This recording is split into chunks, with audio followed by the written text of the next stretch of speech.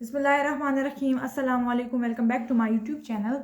तो आज हम क्या करेंगे कि आज हमारा जो हमने एक्सरसाइज 1.4 स्टार्ट की है, तो हम करेंगे क्वेश्चन नंबर 1, जिसमें है कि show that which of the following matrices are comfortable for multiplication.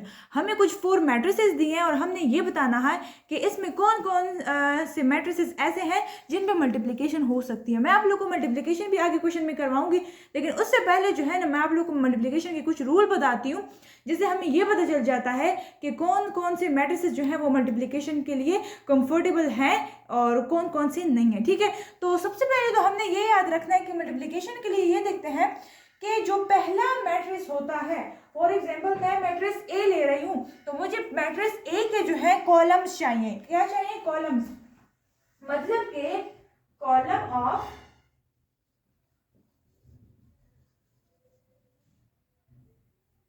Direct ए लिख लेती हूँ।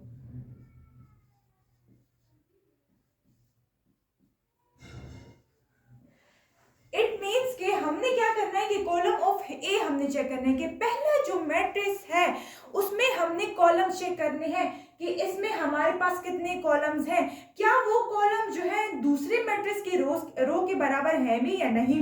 फॉर एग्जांपल अगर मैं यहाँ पे मैट्रिक्स ए को देखती हूँ कि मुझे क्या दिया हो, इसमें कितने कॉलम्स हैं, इसमें एक कॉलम है, सिर्फ और सिर्फ एक कॉलम है। और अगर मैं बी को देखती हूँ तो बी में मुझे क्या चाहिए, बी में मुझे चाहिए रो। ठीक है, तो रो मेरे पास बी में कितनी है, वो भी 1 है, तो इक्वल होना चाहिए। यहाँ पे शर्त ये है कि मल्टीप्लिकेशन के लिए हमें पहले के कॉलम और दूसरे के रो बराबर होने चाहिए। तो मैं लिख सकती हूँ कि ए और B are comfortable for multiplication. मतलब पहला तो मैंने ये देखा कि मेरे पास सॉल्यूशन में कि ए और बी में जो है वो मेरे पास मल्टीप्लिकेशन हो सकती है, क्योंकि ए में मेरे पास एक कॉलम है, पहले मैट्रिक्स का मुझे कॉलम चाहिए तो वो 1 है, वो बराबर होना चाहिए सेकंड के रो के, तो सेकंड में भी मेरे पास रो भी 1 है, तो 1 और 1 जो है ये बराबर मतलब इक्वल है, रो और कॉलम इक्वल है, तो मतलब इसमें मल्टीप्लिकेशन हो सकती है। ठीक है, इसमें मल्टीप्लिकेशन करना नहीं है, जस्ट बताना है। ठीक है, फिर अगर ए और बी में हो सकती है, ठीक है, अब इसमें आते हैं बी ए को चेक करते हैं। ए बी को तो मैंने चेक किया, बी ए को चेक करते हैं। अब बी में क्या है कि बी में मेरे पास है पहले मैं कॉलम चेक कर, अब मेरे पास फॉर एग्जांपल बी पहले है, ठीक है, बी मेरे पास पहले है और ए मेरे पास बाद में है।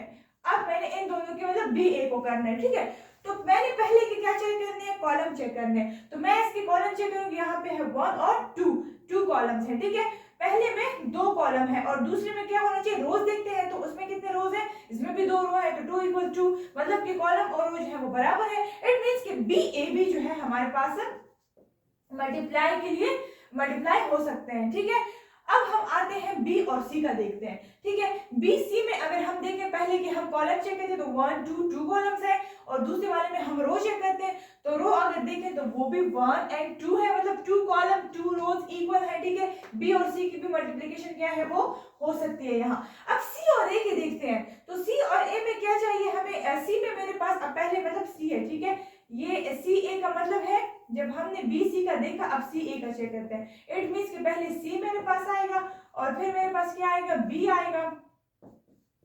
तो पहले वाले में हम कॉलम चेक करते हैं और दूसरे वाले में हम रो चेक करते हैं। तो यहाँ पे है 1 और 2 कॉलम है और इसमें रो कितनी है, यहाँ पे 1 रो है। इट मींस कि सी ए जो है, सॉरी सी बी है, ये ए नहीं है, मैंने बी लिखा हुआ। ठीक है, सी बी जो है पहले, ये सी बी और बी सी हम देखते हैं कि बी सी में मल्टीप्लिकेशन हो सकती है, लेकिन सी बी में नहीं हो सकती। इसका मतलब है सी पहले आएगा, इसमें बी बाद में आएगा, और इसकी जो कॉलम्स है वो 2 है और इसकी जो रो है वो 1 है, तो ये बराबर नहीं है। इसका मतलब ये है कि सी बी जो है यहाँ पे हमारे पास मल्टीप्लिकेशन इसमें नहीं कर सकते। ठीक है, सी बी में नहीं कर सकते। अब हमें चेक करना है सी और डी। ठीक है, सी में कितने हैं मेरे पास, सी में मेरे पास जो रो कॉलम है वो है 2 1 2। ठीक है, 2 कॉलम्स है और रोज मुझे डी में कितने चाहिए, वो भी 2 चाहिए, लेकिन अगर मैं देखूं तो डी में मेरे पास एक ही रो है। ठीक है, सो इट मींस कि सी और डी जो है वो हमारे पास कंफर्टेबल नहीं है फॉर मल्टीप्लिकेशन। ठीक है, सी डी भी नहीं है, अब डी सी भी नहीं है, क्योंकि डी में मेरे पास कितने कॉलम है, डी में मेरे पास है 1 2 3 कॉलम है और उसमें कितने रो है, 1 2, तो 3 और 2 भी जो है बराबर नहीं है। So it means D C भी नहीं हो सकता। तो अब हम जो है हमने ए बी बी ए के साथ किया है और बी सी को आपस में किया, सी डी को किया। अच्छा, अब करेंगे कि ना ए को जो है बी के साथ तो मैंने चेक किया, लेकिन ए को सी के साथ चेक नहीं किया, ठीक है। अब ए में मेरे पास कितने कॉलम है, एक कॉलम है, लेकिन सी में मेरे पास कितने कॉलम है, वो मेरे पास 2 कॉलम है, ठीक है, सॉरी रोज है। इसमें एक कॉलम है और इसमें 2 रोज है, मतलब ए सी हमारे पास नहीं हो सकता। लेकिन अगर सी ए को देखें, अब इसमें हम इसको हम पहले देखेंगे और जो हम पहले देखते हैं उसमें हम कॉलम देखते हैं। तो सी में मेरे पास कितने कॉलम है, 2 कॉलम है, और ए में मेरे पास कितनी रोज है, 2 रोज है, ठीक है। ये इसकी 1 कॉलम, ये कॉलम 2, और इसमें रो 1 रो 2, मतलब कि 2 2 बराबर है। इसका मतलब है कि सी और ए की मल्टीप्लिकेशन मेरे पास हो सकती है, ठीक है। अब मैंने ए को जो है वो डी के साथ चेक करना है, ए को मैंने बी के साथ भी चेक किया, ए को मैंने सी के साथ भी चेक किया। अब ए को डी के साथ करती हूँ, तो पहले ए डी को करती हूँ। ए में मैंने कॉलम देखना है, एक कॉलम है, और डी में मैंने रो देखना है, और उसमें कितनी रोज है, एक ही रो है। लेकिन इसमें शर्त यह है कि एलिमेंट भी बराबर होने चाहिए, ठीक है।